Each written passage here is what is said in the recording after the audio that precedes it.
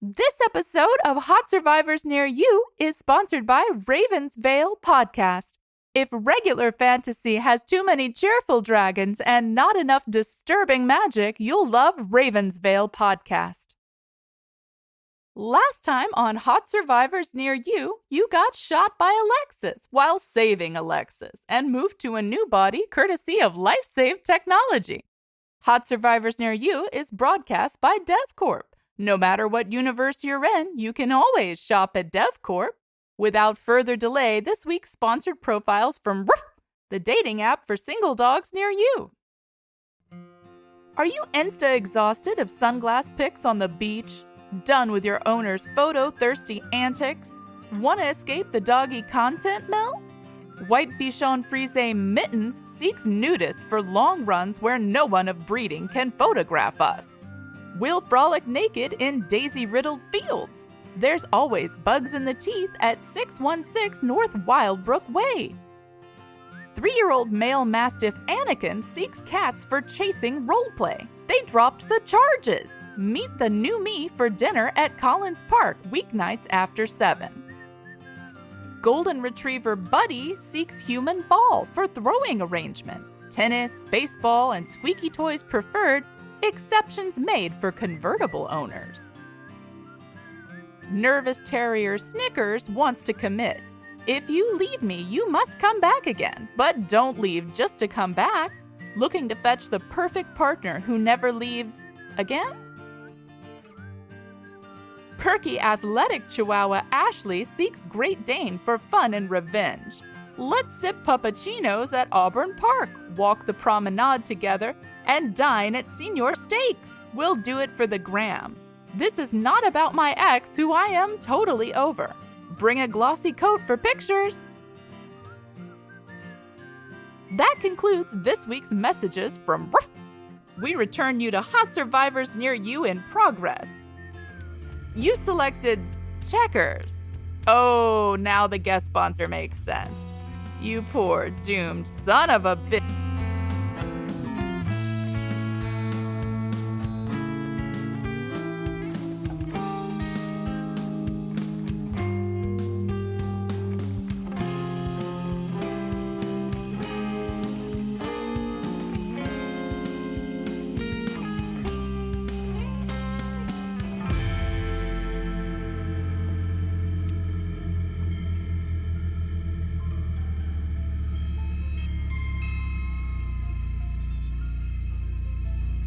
The last thought you had as a human was petrichor. Even now, the nuance of what it means slips in and out of your consciousness too quickly to latch onto. It's a big word, and the bigger they are, the harder they are to remember. Still, the cool rain drips silver light on your fur, and everything smells right with the world. A river of smells that bubble your every breath with joy. Recent death from the apartment behind you, the green of fresh-cut grass, the sodden umami of animal feces, and somewhere in the distance, rot. You tremble with excitement. That is new. You've never been a trembler. There is a tall guy holding you. He smells smoky, sour like humans get when they don't bathe, and sharp like they are when they're around women they want to have sex with. You look up at him. His skin is a kind of glimmer, and you can't remember just how much melanin it has in it. Is he brown or black or red or pale? If he were a dog, you would both be the same kind of dog.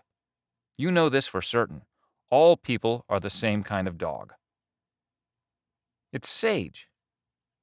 He's holding you like you're small. You feel small. Well, not exactly. You just feel like there used to be more of you. But that's life, isn't it? You're always you, just smaller sometimes and bigger others. Also soft, like you're cocooned in something warm. Sage, you shout. Sage! But the only sound that comes out is a high-pitched yip. Oh no. Didn't you die valiantly saving someone? What did DevCorp ask you to choose? They wouldn't. They couldn't. They did.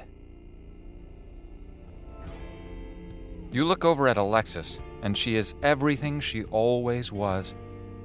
Beautiful, armed to the teeth, at least 1,000 feet tall. Well, she seems 1,000 feet tall.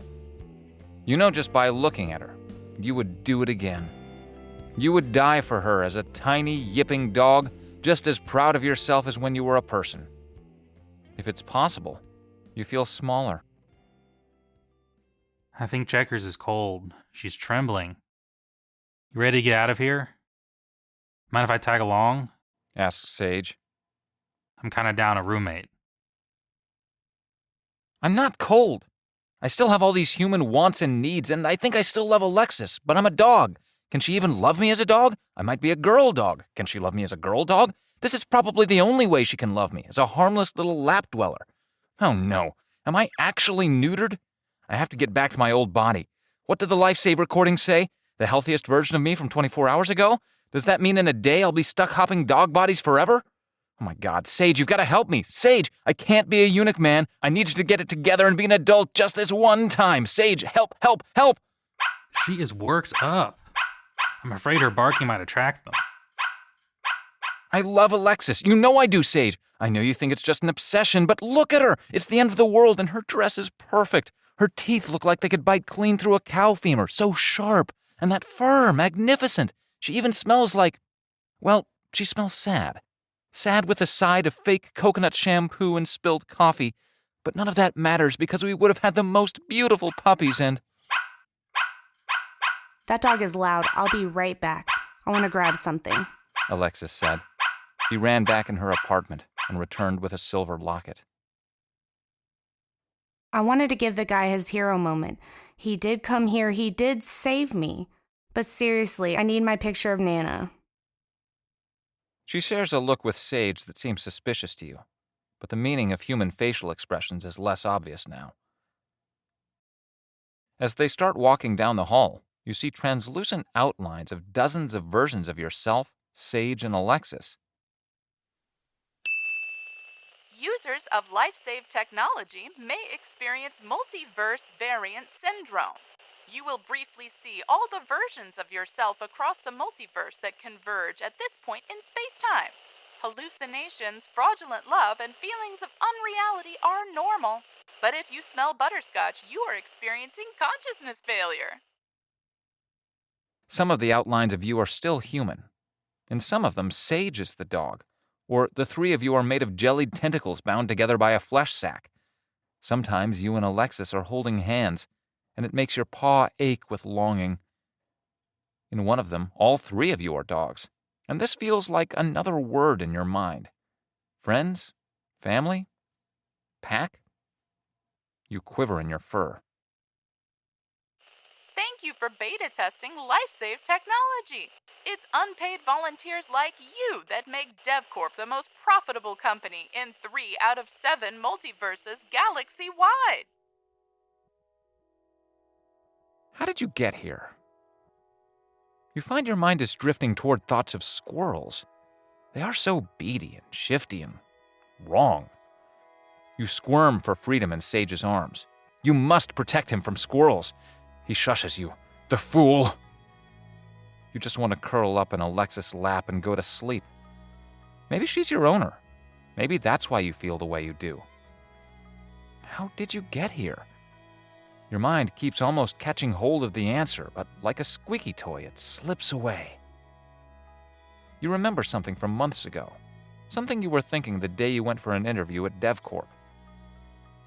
Be ready to win. It was written on a poster above your mirror in your room, and there was a man, very thin but muscled above the quote. You remember the sound of his voice, reassuring and authoritative. Human you used to listen to this man all the time. He loved to talk.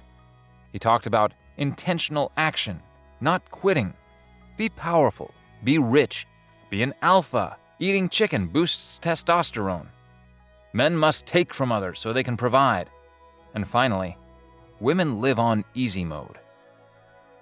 Does Alexis live on easy mode? Of course she does. She's a woman, isn't she? Something about this thought feels off to you. Female dogs birth the pups, protect them from predators. They're smaller than the males, and life is hard for anything small. It was so obvious when you were a person.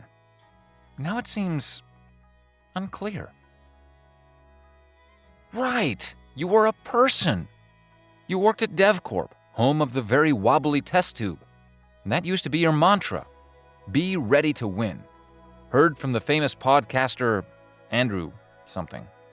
Johnson, what's it? How can you win as a dog? You didn't do much winning as a person. In retrospect, the job at DevCorp was not the career-launching, health insurance-giving step up you'd hoped. The only way to win now is to unalive yourself so you can move back into a human body. While you were dreaming of squirrels and trying to remember things, Sage and Alexis have carried you outside of the apartment complex. They have loaded up the car as well. And just as they are about to get in, a teenage boy approaches Alexis. Hey, Alexis. It's Brian from the coffee shop. Alexis smells bored. She is polite, but angles her body toward the open car door. Yeah, macchiato with extra foam, right? Sage interrupts. She doesn't have time to make you a coffee right now, kid. You know why he's here. He loves Alexis. And how could he not with those sharp, sharp incisors of hers? I was hoping we could, the boy says. I'm sorry. Alexis says. I know it's confusing because I work in customer service and I make better tips when I'm nice to everyone and I'm chatty, but I don't actually know you. There is no we. Before she finishes her sentence, I can smell his rage. I bark a warning. There is something metal in his pants, maybe a gun. He smells violent. Run, run. The kid pulls out a gun. I love you, he says, and his voice cracks. I take advantage of Sage's shock to jump out of his arms. This is my moment. I'm going to sink my teeth into his calf, and he'll shoot me, and I'll die again for love, and then bam, right back into my wonderful, furless human body, full of thoughts I don't totally understand and feelings I don't want to. I'll be practically nose blind. I can't wait. I'm on him, and just as I start to taste the sweet victory of denim in my tongue, I hear a crack. Am I dead? Did he get me? New body, here I come. Why don't I hear that horrible recording? High above me, like an avenging goddess, stands Alexis, and in her palm, smeared with blood, is Nana's thick silver pendant. She got him right in the temple. The kid staggers back in pain, and Sage knocks the gun to the ground. No one rushes to pick it up. That is not what we do to people we love. Alexis whispers. That She points at the gun. is not what love looks like. We finish cramming ourselves into the car. We leave the boy and the gun behind. He was stunned. At himself? At Alexis Stellar hand-to-hand? At my biting prowess? I don't know. But he let us drive off without shooting us. It's a win for now. Sage let me stick my head through the car window. The air whizzed into my lungs so fast it was like I was drowning in the best way. All rushing oxygen and the wind flowing through my fur. I felt so alive.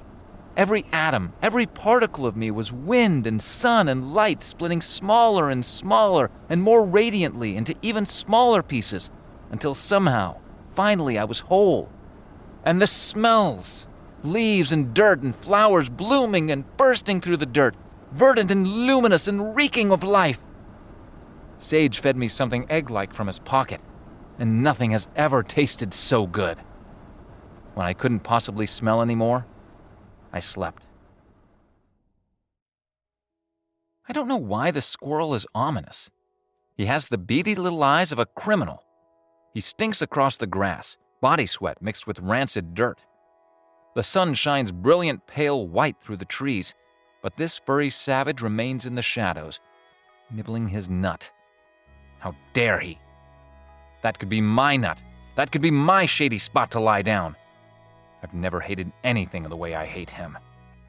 It's okay, because I am almost close enough to strike. My battle cry seethes in my throat. It will be loud and sharp as a spear.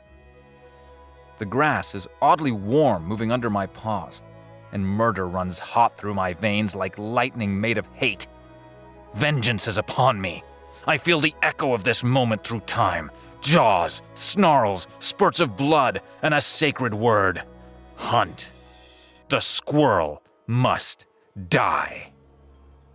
I leap. There is only now, so wild and free in the air, close enough I can almost taste the blood. Aw, he's dreaming. Alexis said. She is dreaming. Sage said. Who's a cute little snoozer? Is it you? Is it you? Was it his dog?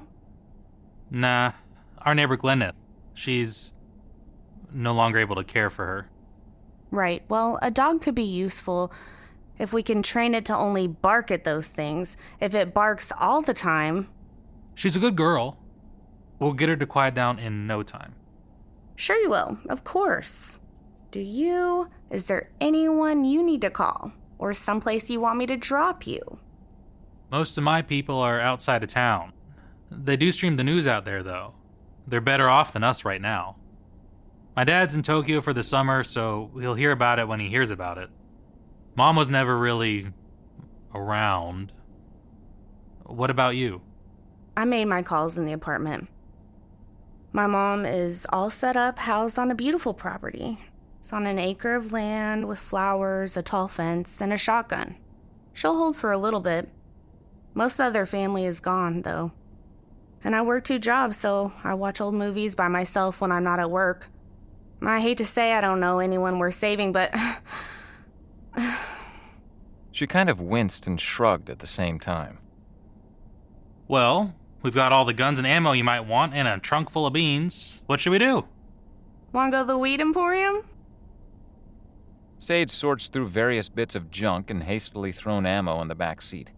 He pulls out a large, dirty sock and grins. I've already been.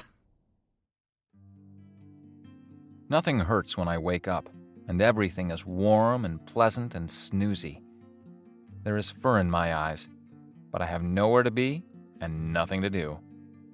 At least nothing I can remember I need to do. There was something I very much needed to do. Back before the claw and fang. Human needs. I needed to do something human. I needed to win. Was I playing a game? Was it fetch? Because actually, I love fetch. It's getting harder to think people thoughts. But nicer, too. What can you worry about when you forget how? There is something so blissful about not thinking. The hairless ape man thing has you in its lap. It had a plant name, didn't it? Mint? No, tarragon. Definitely tarragon. You feel safe here with tarragon. Alexis is sitting in the driver's seat. The car has stopped moving, and they seem unhurried. You smell the thing that made the quiche so good. They move slow like they are swimming. You can hear them barking, but it's getting harder to understand their low snarls. If we get off at the 75 junction, we can head to the Children of the Sun. But if we head to 40, we can reach the lab where he used to work. We might be able to find out what happened, if there is an easier way to kill these things, said Sage. That seems like a mistake. Every horror movie I've ever watched, the characters that can shoot lasted longer. I don't know how to fire these things, and I want to learn before I'm expected to shoot an actual human monster. Fair. The ape-like things were setting up a bale of hay by one of the first exits out of town. They took out the metal and hot powder things and blew holes in the straw in a flurry of dried plant bursts. It smelled burning and dried out. There was another smell out there in the distance, past the trees and the rush of fresh water hidden in the tall grass. 2 ape women, and a third person who was spoiled. No, spoiled wasn't the right word. The third person was rotten. Nice one, Sage said as Alexis hit closer to the center of their target. He wobbled a bit. Thanks. So, what was your plan up there in the apartment? I mean, those things would have found you eventually. Probably. But this feels good in my arms. You know, powerful. She shoots again. You ever feel like people only see the version of you they want to? Meta. Also, not quite what I asked. He shoots wide of the target and winces. I feel that way all the time.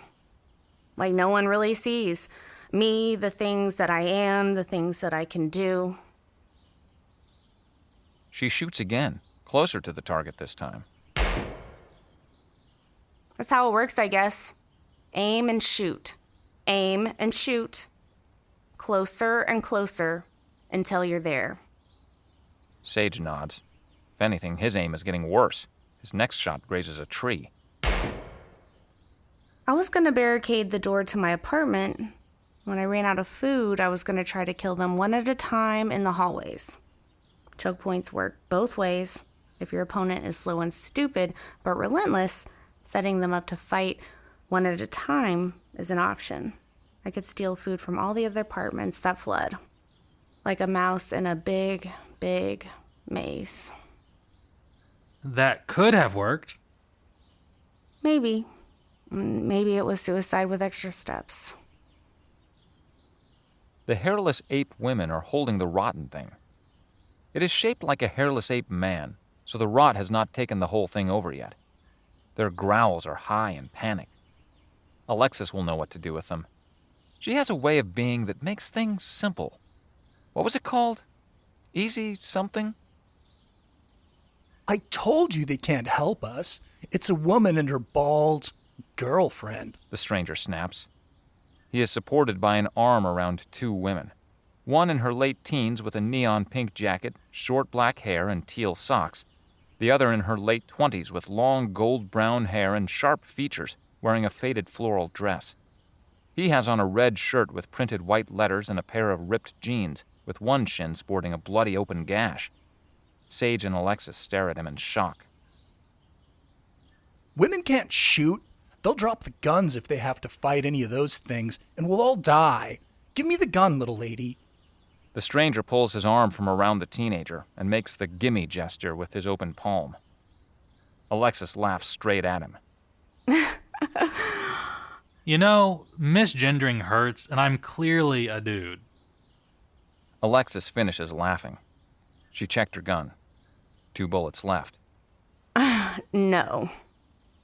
Also, what happened to your leg, bro? She points at the red slash. This crazy dude bit me. Uh-huh. Interesting. Yeah, he came crawling after me along the ground, and when I was telling him about my job, I work on those tall cranes downtown. At the top, it's so high up and far away from everything, really deep work. Just you and a handful of guys against the forces of nature. And we get union pay too. Great benefits, dental. Anyhow, he freaking bit me. The guy must have been so drunk to do that. White girl wasted. He didn't even seem like he felt any pain, and he was missing all the meat off his left leg, like gleaming bone. But he didn't mean to do it. Right. Alexis said. And how do you both know him? We're in love, Teenage Teal Socks said. Holy age gap, Batman. Are you 30? Alexis asked the stranger. He didn't meet her eyes and huffed. If you're not gonna give us the gun, maybe you have some Percocet or something? The stranger said. Instead of asking us all these questions. The woman in the floral dress perked up at the mention of painkillers. Yeah, we're in serious distress here. If you have anything to help take the edge off. I'll check the car. Sage said, when Alexis put an arm across his chest to stop him. I'd like to speak to just the women for a minute. Sage, can you keep him company? Alexis said, Yeah, bro. Come on over here and sit with me a minute. I'll see if I can get you some aspirin from the car, Sage said. Alexis herded the women over by the targets. She kept her gun in her hand and was a couple feet from them at all times. Either of you get bitten or scratched? They shook their heads. The woman in the floral dress scratched her arms like a nervous tick. That guy is not getting better. He's gonna get worse, and then he's gonna die. And then he's gonna bite you, and then you're gonna die. I say we skip the whole biting and dying cycle, and you leave him here. The big question is, are you gonna leave him here with a nice mercy bullet in his head, or are you gonna leave him here to suffer? The women gasped, and the younger one shrieked. I can't leave Chris. We're driving out to his mama's place to get married, Teal Socks said. Stop telling people we're getting married. You haven't earned it yet. Stranger yelled from back with Sage. Alexis rolled her eyes. I work with her. Sometimes we party together. It's a sad thing to happen to Chris, but that leg is starting to smell. I knew he wasn't healing right, Floral Dress said. The teenager had slipped past Alexis and bolted over to Chris. Baby, they want to kill you, she shrieked. Chris sprang up as best as a person with one working leg could and snatched the gun from Sage's hand. His arm shook with effort to hold it up, and sweat dripped in his feverish eyes. Back up, everybody, just back up, Chris shouted. He squeezed the trigger as he shouted, grazing Alexis' arm. A line of red welled up immediately mid-bicep.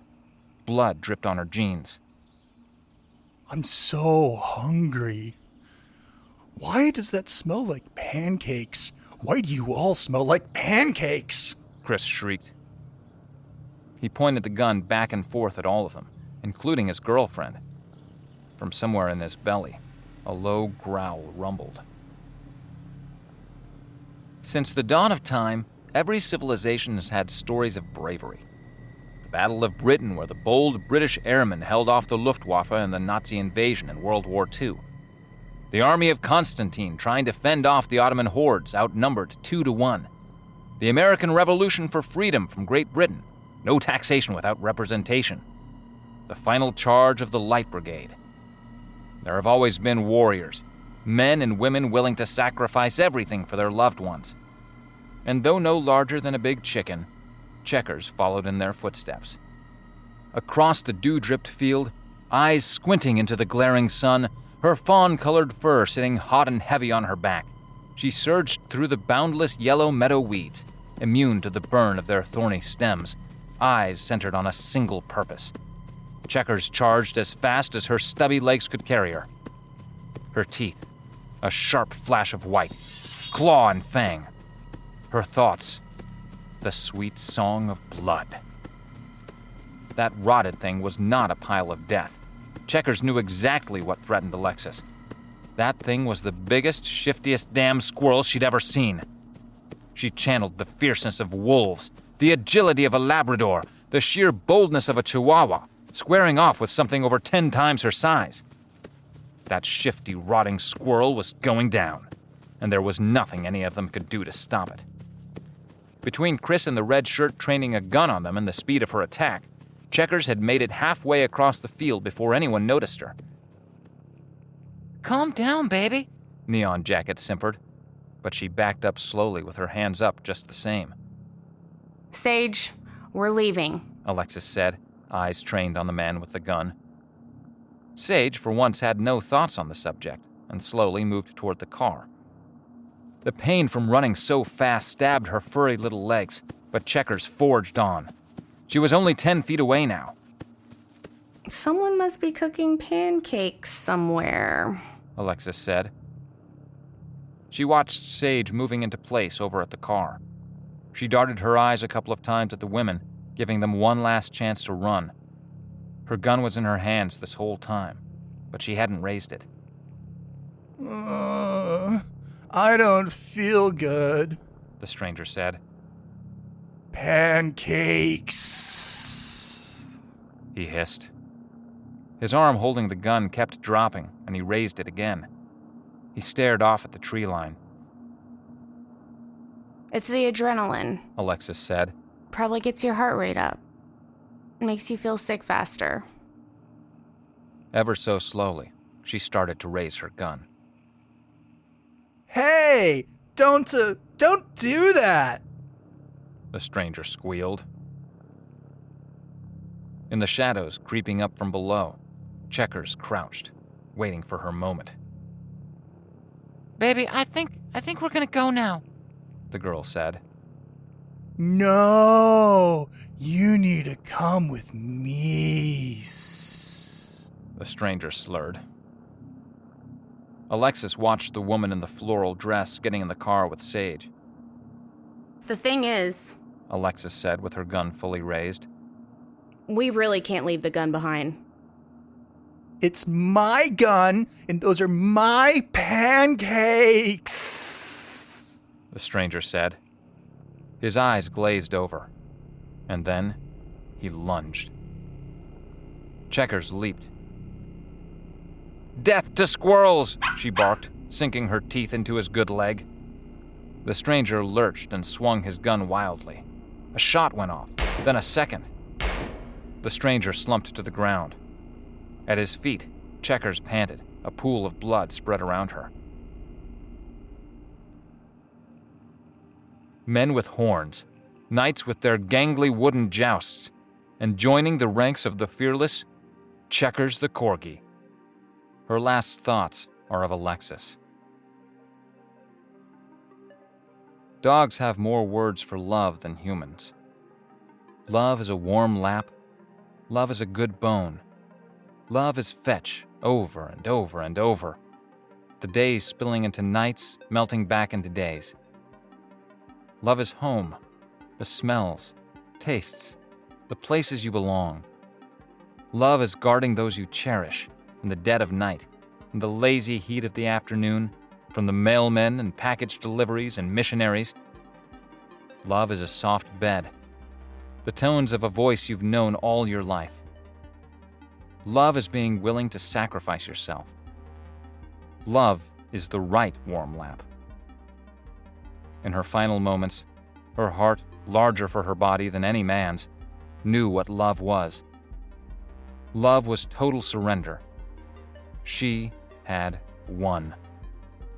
Checkers felt soft and weightless as her hairless apes cried out around her. She was warm. She was loved. Her last breath was in Alexis' arms.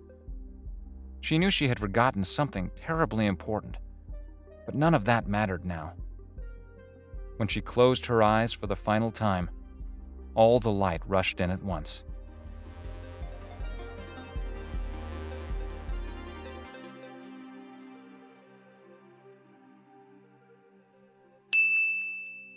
You have been identified as non-living by your DevCorp employee bracelet. Looks like you are a dog. In this reality, DevCorp can be as whimsical in their spending as the next megacorp, but I'm not sure they're going to sign off on using LifeSave technology on a canine. It's just not that kind of accounting department. I mean, Brayson and Jimmy maybe, but there's no way Sid the Slasher is going to sign off on the cost. Sid the Slasher loves dogs. Okay then, here we go. While it's true that not all dogs go to heaven, any animal harmed or killed during product testing LifeSave are automatically transported in their full health and original bodies to the ancient civilization of Tukma, where they are revered as gods and live much better than any of you. Remember, LifeSave technology registers an exact copy of your physical body at its healthiest point in the past 24 hours and transfers your consciousness to the nearest multiverse version of you. Looks like the nearest version of you is, oh, that's rich. You can choose to go with Sage, Checkers, and Alexis to pick up Sage's friend and sometimes lover Sunshine on the edge of town, or you can bravely go back to work to help DevCorp contain the outbreak contagion in Multiverse 408. It's always nice to save the company money. And of course, I'm sure your old coworker Pam would be happy to see you. It's your choice. To join the Hot Survivors Near You audience participation experience, please visit https://www.buzzsprout.com/2070990 to complete a poll for next week's episode, or message us. It's listeners like you that help us make Hot Survivors Near You special. We look forward to your feedback. Thank you for listening to Hot Survivors Near You, Episode 3, So This Is Love. Special thank you to Joel Schronk, our audio engineer and narrator.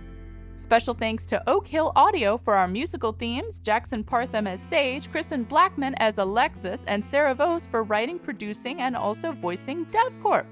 Special thank you to Daniel Vose for voice recording the Knoxville cast. Special thank you to Daniel Vose for voicing Chris the zombie. Your pancakes were perfect. If you don't mind to share a link to our podcast or donate to our team, we appreciate your help to get more episodes of Hot Survivor Near You out there. Special thank you and safe travels to Charles and Dolly, the finest cats I have ever known. Special thank you to Possum, the best boy. You were more than friends, you were family. This has been an audience participation experience sponsored by DevCorp. Thank you for listening.